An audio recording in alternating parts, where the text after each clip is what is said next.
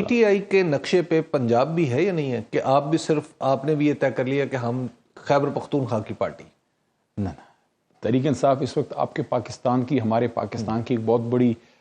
ایک میں تو اس کو اثاثہ یا سرمایہ اس لحاظ سے کہوں گا کہ وہ جماعت جو پورے ملک سے ووٹ لے سکتی ہے، وہ ملک کو اکٹھا کرنے کی ایک باعث بنتی ہے۔ لیکن پنجاب میں آپ کی اس طرح ایکٹیویٹیز نظر نہیں آتی۔ لیکن وہاں فسطائیت بھی بڑی ہوئی ہے، یہ ہمیں ماننا پڑے گا کہ جس لیول پہ پنجاب پولیس گئی ہے اس لیول پہ شاید کے پی پولیس نہیں گئی۔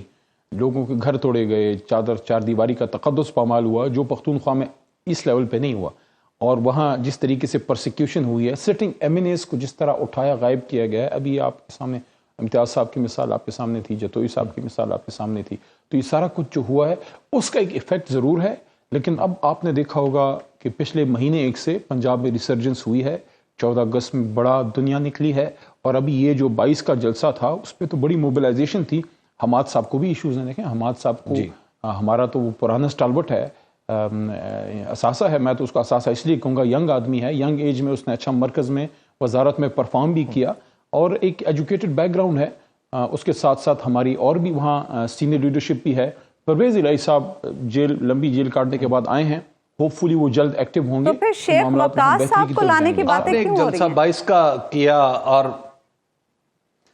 دیکھیں شیخ صاحب ایکسپیرینسڈ آدمی ہیں اور ایگریسو آدمی ہیں۔ ان حالات میں ہمیں ایسے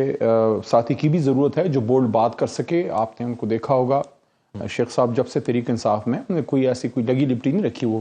کھلا ڈولا وہ سٹینس اپنا بول بھی دیتے ہیں۔ تو میرے خیال میں پنجاب میں ہمیں ایسے ساتھیوں کی ضرورت ہے، اور وہ اپنا کردار بخوبی نبھا رہے ہیں۔ جہاں تک لیڈرشپ کی بات ہے، دیکھیے خان صاحب نے عہدہ دینا ہے، پارٹی سینئر قیادت نے عہدہ دینا ہے، جس کو مناسب سمجھیں گے ان کو ذمہ داری دے دیں گے۔ تو آپ کے معاملات اسٹیبلشمنٹ کے ساتھ بھی کچھ آگے بڑھ رہے ہیں، خاص طور پر جو 22 اگست کا جلسہ، اس کو جو التوا میں ڈالا گیا اور 8 ستمبر کی نئی تاریخ اناؤنس کر دی گئی، تو کیا اس سے یہ سمجھا جائے کہ اب آپ کے ان کے درمیان بات چیت کا باقاعدہ آغاز ہو چکا ہے؟ دیکھیں میں بات چیت کا تو نہیں کنفرم کر سکتا، کیونکہ میں کسی ایسی بات چیت کا حصہ نہیں ہوں، لیکن بطور سیاسی کارکن میں یہ سمجھتا ہوں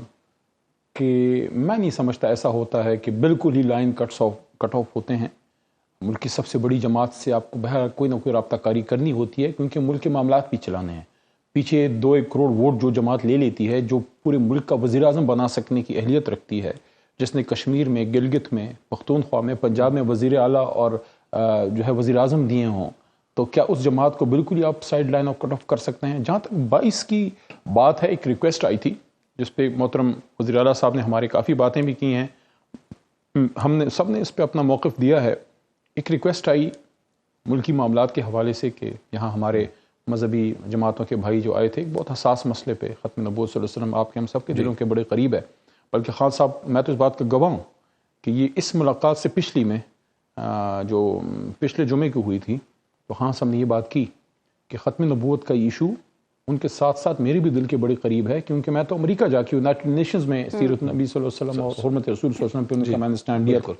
تو ایک تو اس وجہ سے انہوں نے اس میں ایک سپیس دی، اور دوسرا چونکہ این او سی 24 گھنٹے سے بھی کم وقت میں وہ انہوں نے کر دیا، تو اس میں تصادم کا بھی خطرہ تھا۔ تو اگر خان صاحب نے ایک بڑا دل کر کے سپیس دی ہے، تو کیا اس کا کوئی ایفیکٹ کہیں اور نہیں پڑا ہوگا؟ اس کا پازیٹیو ایفیکٹ پڑا ہوگا، پڑنا چاہیے کہ ایک آدمی ایک اپنا ایسی صورتحال میں جب 1 سال سے وہ جیل میں ہے، جب بڑی مشکل سے پنجاب میں اس بار زبردست موبلائزیشن ہوئی ہے، پورا پنجاب آپ دیکھتے، شاید حالیہ تاریخ کے ایک بڑا جلسہ ہوتا یہ۔ اور اگر آخری بات، کیونکہ آپ نے سوال کرنا ہے، اگر خان صاحب صرف ایک پولیٹیشین ہوتے، صرف ایک سیاستدان ہوتے، انہیں جلسہ موخر کوئی نہیں کرنا تھا، کیونکہ وہ لیڈر ہے، اس کا احساس تھا کہ خدا نخواستہ خون نہ بہے، کوئی نقصان نہ ہو۔ تو اور یہ میں آپ کو بتا دوں، بھاری دل سے انہوں نے موخر کیا ہے۔